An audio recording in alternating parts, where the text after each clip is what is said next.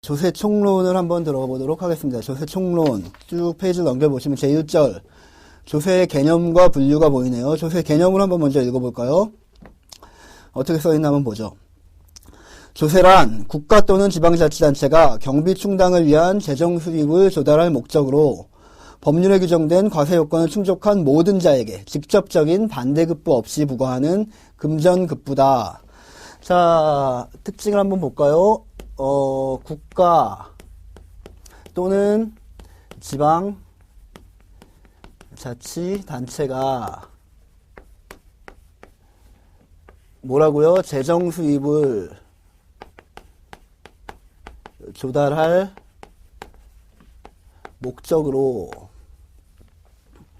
그 다음에 또 뭐라고 써있죠?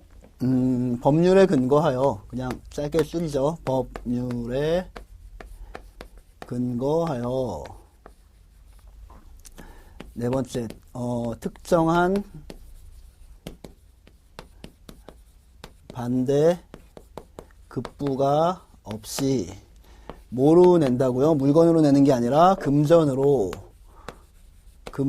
납부하는 것이 원칙입니다. 라고 하는 요 5가지 특징이 나오네요. 요 5가지 특징은 여러분들은 명확하게 숙지를 하고 계셔야 됩니다.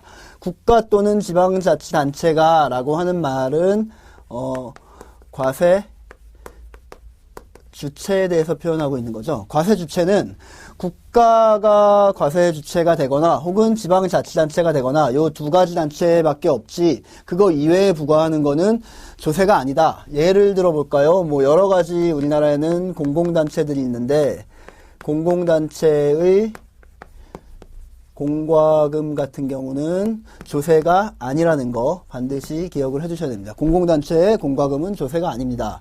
그다음에 재정 수입을 조달할 목적으로 이거는 이거 1번이라고 해볼까요? 두 번째 특징이 나오네요. 과세 목적이 나오네요.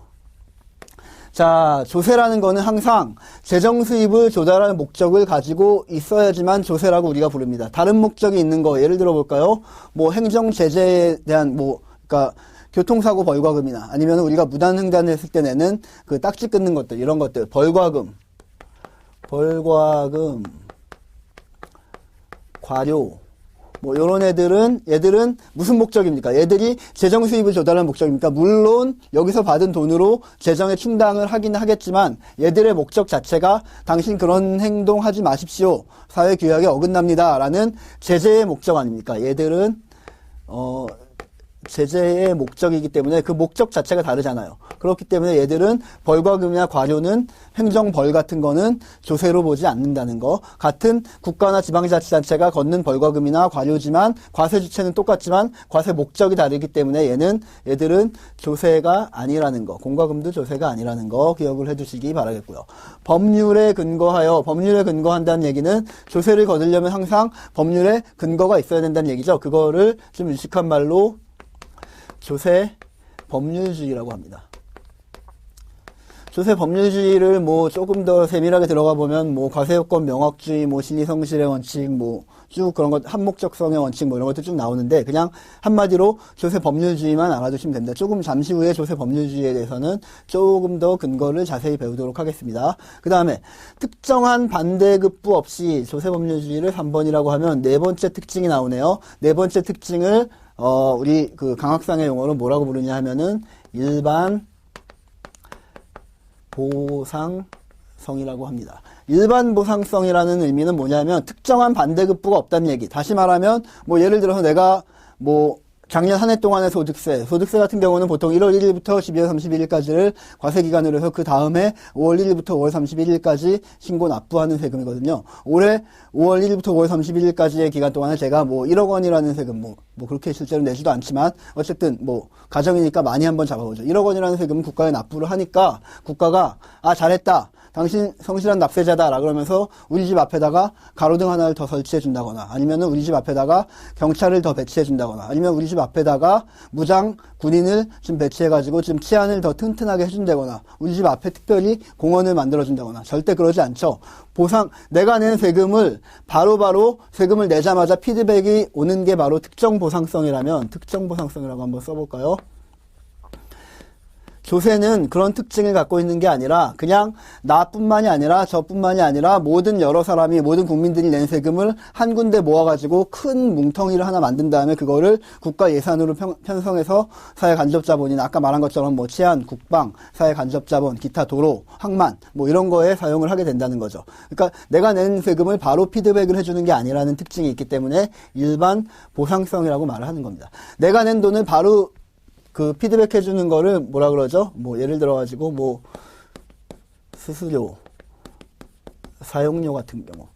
뭐 예를 들면 뭐 내가 전기세를 낸다. 전기세는 어떤 거에 대한 보상이죠? 내가 전기세를 내면은 전기를 주는 거지 않습니까? 뭐 그런 거. 수도료를 낸다. 그것도 마찬가지고요. 이런 수수료나 사용료 같은 경우에는 특정 보상이라는 특징을 갖고 있기 때문에 바로 피드백이 오는 특징을 갖고 있기 때문에 이런 것들은 조세로 볼 수 없다. 왜냐하면 조세는 일반 보상성이 그 특징이기 때문에 이렇게 말을 하고 있는 겁니다. 기억을 해주시기 바라겠고요.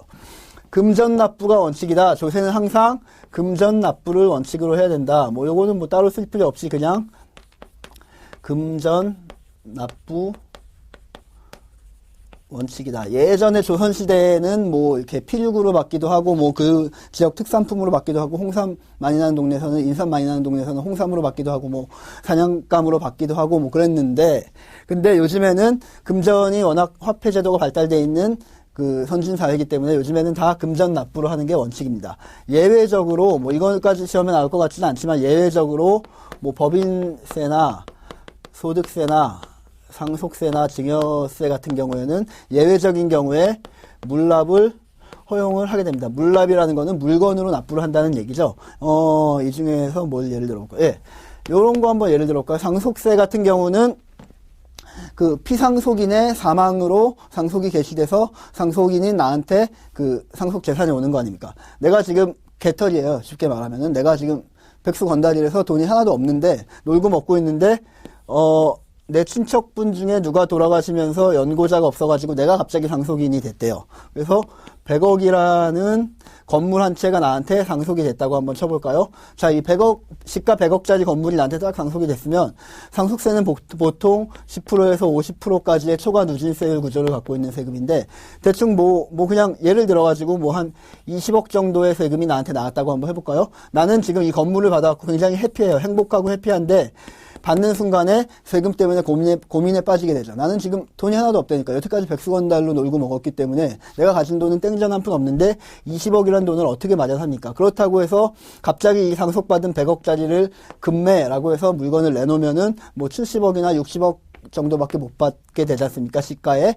그러니까 시가의 60, 70%밖에 못 받게 이거를 금매를 해서 세금 내자고 팔 수도 없고 참 난감하다는 거죠. 이렇기 때문에 이런 경우에는 물납, 그러니까 이 건물 자체로 그냥 납부를 할 수 있게 해주는 거죠. 건물 자체로 납부할 수 있게 해준다는 거는 건물의 뭐 일정 부분, 20억만큼의 지분을 이 과세관청한테 양도를 한다거나 이런 방법으로 현금이 내가 없는 이런 특이한 경우에는 이렇게 물납이 가능하도록 하고 있는데 이거는 극히 예외적인 경우고 원칙적으로는 금전 납부가 원칙이라는 거. 예. 요거까지 이렇게 5가지 특징을 쪼로로록 뭐 굳이 이렇게 제가 쓴 것처럼 딸딸딸딸 암기를 하실 필요는 없지만 이게 나오면 이거다. 그리고 가장 중요한 거는 공과금은 조세가 아니다.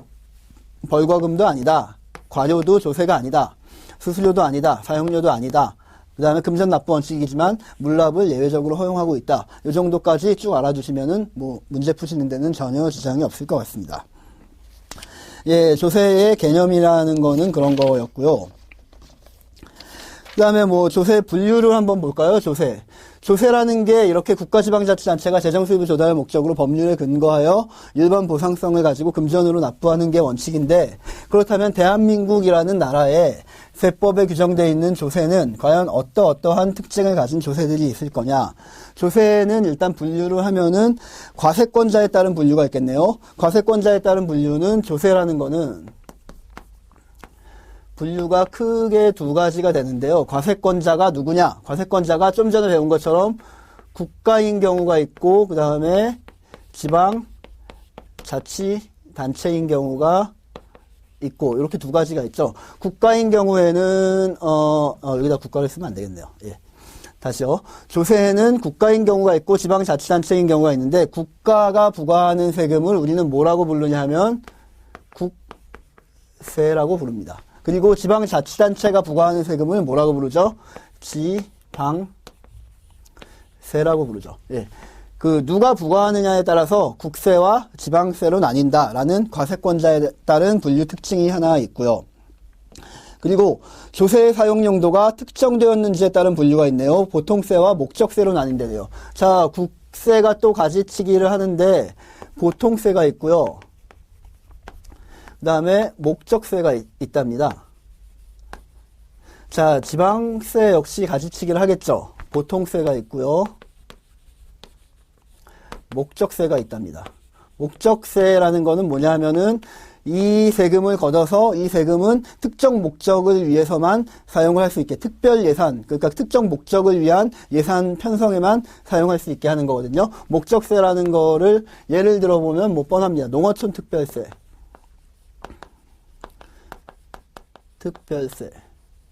이런 세금이 있는데 이거는 어떤 목적을 가지고 있을까요? 농어촌의 발전을 위한 목적을 가지고 걷는 세금이죠. 농어촌 특별세를 걷어서 도시에다가 그 다리를 놔주고 도시에다가 외관을 꾸미는 데 사용하면 안 되지 않습니까? 딱 이름 자체가 얘는 그냥 농어촌을 위해서 탄생된 세금이라는 게 느낌이 팍팍 오실 겁니다. 또 하나 느낌이 팍팍 오는 거 한번 예를 들어 볼까요? 교육세라는 게 있네요. 예, 교육세라는 것도 우리나라 교육의 발전을 위해서 미래의 교육을 위해서 투자를 하는 거지 뭐 다른 데다가 사용할 수 없다는 게 느낌이 팍 오실 겁니다. 자, 지방세 쪽에도 목적세가 한 2개 정도 있는데 지역 자원 시설세, 그 다음에 지방 교육세.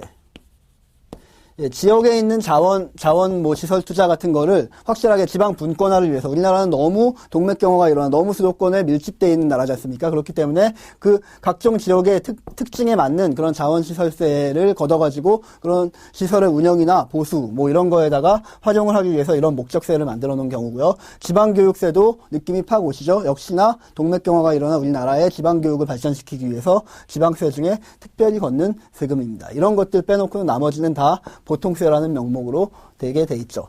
자, 가지치기를 한번 조금 더 자세히 들어가 볼까요? 세 번째 특징까지 했나요? 세 번째 특징을 할 차례죠. 조세 부담의 전가 여부에 따른 분류. 조세 부담의 전가 여부에 따른 분류는 전가 여부에 따라서 두 가지가 되는데, 조세 부담의 전가 여부에 따라서 직접세와 그 다음에 간접세라는 걸로 분류가 됩니다. 직접세와 간접세를 뭐 여기다가 잠깐 예를 들면은 납세 의무자라는 자가 있고요. 납세 의무자라는 뭐냐면은 실제로 돈을 납부하는 자라는 의미입니다. 납세 의무자 말고 어떤 개념이 있냐면 담세자라는 개념이 있습니다. 세금을 경제적으로 실제로 부담하는 자를 담세자라고 하는데, 납세 의무자와 담세자가 동일한 세금을 직접세라고 하고요. 납세 의무자와 담세자가 다른 세금을 간접세라고 합니다. 자, 이거 가지고는 약간 좀 그 느낌이 안 오실 텐데, 예를 들어보면 소득세 같은 거 한번 볼까요? 소득세, 근로소득세, 소득세 중에 근로소득세를 한번 봅시다. 내가 열심히 1년 동안 일해서 연봉을 5천만 원을 받았다. 그러면 다음에 1월 1일부터 5월 1일까지 소득세를 내가 예를 들어가지고 뭐 500만 원을 냈다. 라 그러면은 자, 이 돈을 실제로 내는 5월 1일부터 5월 31일까지 실제로 신고 납부하는 자는 누굽니까? 나죠, 나.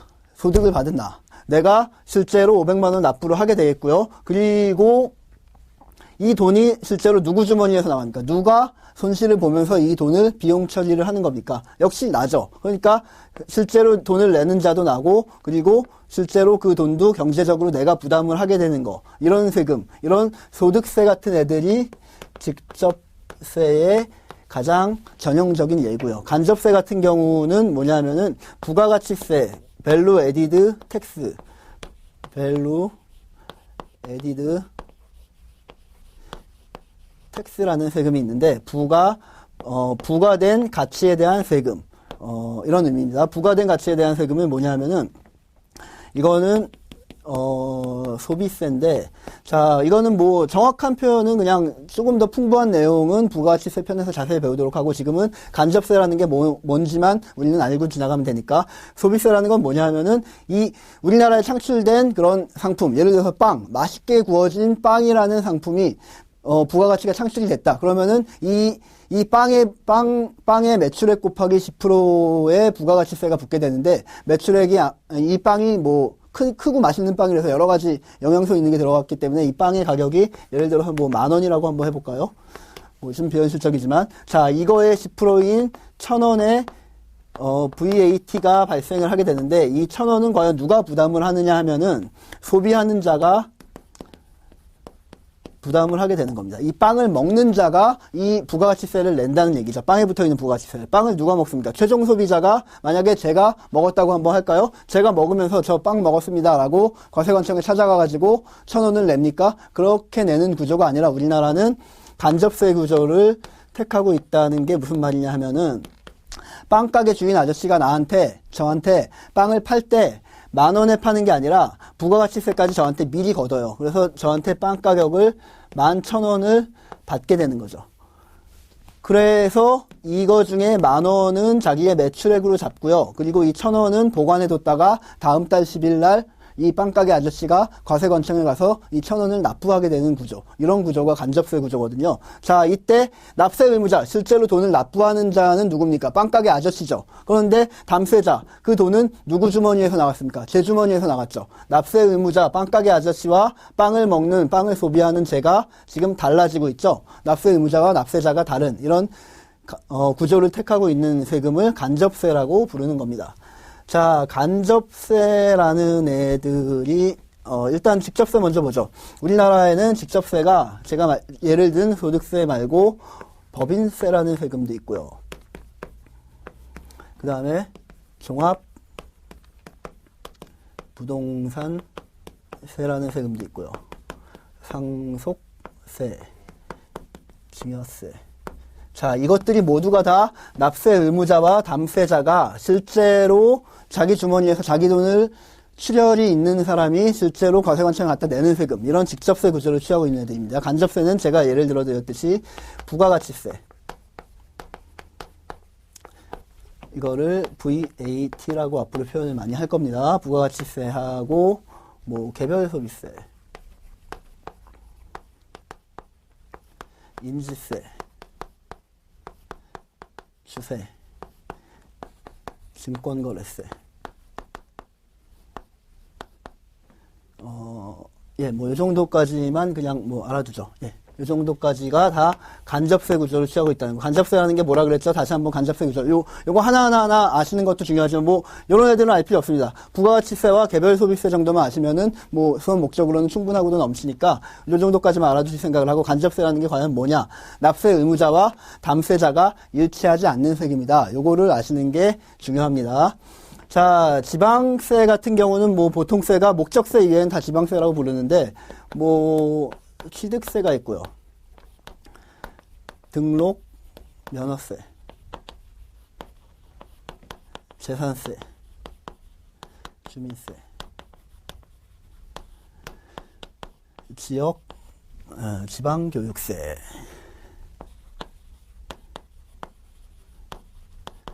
지방소비세, 뭐 레저세, 담배세, 이런 것들이 다 지방세입니다. 다음 중 국세가 아닌 것은, 다음 중 뭐 지방세인 것은, 아니면 다음 중 지방세가 아닌 것은, 그러면은 하나, 둘, 셋 한 정도 하고 소득세. 너무 뻔한가요? 그러니까 뭐 약간 좀 아리까리한 거, 증권거래세 같은 걸 하나 넣는다고 해볼까요? 다음 중 지방세가 아닌 것은 무엇입니까? 라고 나오면은 이거를 고르실 수 있게 눈에다가 대충 발라주실 정도만 되면은 됩니다. 그 정도 알아두시면 뭐 충분하고요. 자, 네 번째 볼까요? 납세 의무자의 인적 사항이 고려되는지 여부에 따른 분류. 인세와 물세가 있네요. 인세라는 거는 납세 의무자 중심으로 그 인적 측면에 주안점을 두어 부과되는 세금이고, 그 다음에 물세라는 거는 과세 물건을 중심으로 물적 측면에 주안점을 두어 부과되는 조세. 예를 들어 보면 인세의 가장 대표적인 애가 얘가 있고요. 물세의 가장 대표적인 애가 얘가 있거든요. 무슨 말이냐 하면 인적사정을 얘는 고려를 한다는 얘기고 얘는 인적사정을 고려를 하지 않는다는 얘기예요. 제가 다시 한번 근로소득자의 예를 한번 들어볼까요? 근로소득자. 갑이라는 자도 연봉이 5천이고요. 을이라는 자도 연봉이 5천이라고 한번 해볼까요? 그런데 갑은 노부모를 다 모시고 있고 애들도 한 5명 정도 돼요. 부양가족이 뭐 한 10명 정도 된다고 한번 해볼까요? 을은 혼자 사는 독신이에요.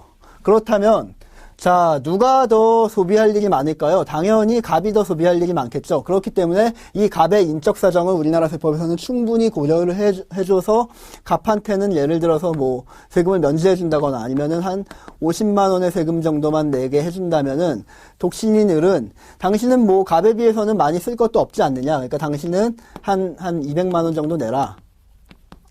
라고 하는 거. 인적 사정을 고려를 해준다는, 인적 사정을 고려한다는 거 제가 지금 그냥 러프하게 거칠게 말씀을 드렸는데, 근로소득세 파트에 가서 실제로 우리가 같이 공부를 하다 보면은, 뭐, 인적공제라는 제도가 있거든요. 인적공제 중에서 뭐, 개별공제, 무슨 공제 쭉 있는데, 보험료 공제는 나중에 또 뭐, 따로 다루게 되겠지만, 뭐, 이것들이 뭐, 세액공제로 지금 2014년에 많이 세법이 특히 이 소득세 부분에서 많이 개정이 돼가지고 좀, 뭐, 다들 혼란스러워하는 경향도 좀 있는데, 어쨌건 간에 이 과세표준 단계에서 인적공제라는 이런 제도를 마련을 해가지고 소득세에서는 이렇게 인적 사정들을 반영을 해주게 돼 있습니다. 이런 것들을 바로 인세라고 부르는데, 물세 같은 거는 그런 거를 전혀 고려를 하지 않아요. 아까 제가 부가가치세 중에 뭐를 예를 들었죠? 빵을 예를 들었죠? 빵을 10,000원짜리를 소비를 하면 얼마를 낸다고요? 이거의 10%인 1,000원을 내는데, 가난한 제가 주머니에서 동전을 탈탈 털어가지고 10,000원짜리 동전을 털려면 좀 동전이 많아야 되겠네요. 어쨌든 뭐 그런 동전들을 다 모아서 모아서 빵 하나를 사 먹을 때도 저한테 1,000원을 걷어가고요. 돈이 어마어마하게 많은 뭐 우리나라 이건희 회장님이 지나가다가 빵이나 한번 먹어볼까 그러고 빵을 소비하게 되더라도 이건희 회장님한테도 똑같이 1,000원을 그 세금을 걷게 되고요. 이건희 회장님은 돈이 많다고 해서 회장님한테는 5,000원을 받고 나한테는 돈이 없다고 해서 거지 같다고 해서 1,000원을 받고 이런 게 아니라 누가 소비하든 간에 어떤 자가 소비하든 간에 그 인적 사정을 전혀 고려하지 않고 균일하게 1,000원의 세금을 받는 거. 그거를 물세라고 하는 거죠. 물세는 가만히 들어보니까 어떤 세금이에요? 보통 나쁜 세금이라고 표현을 많이 합니다.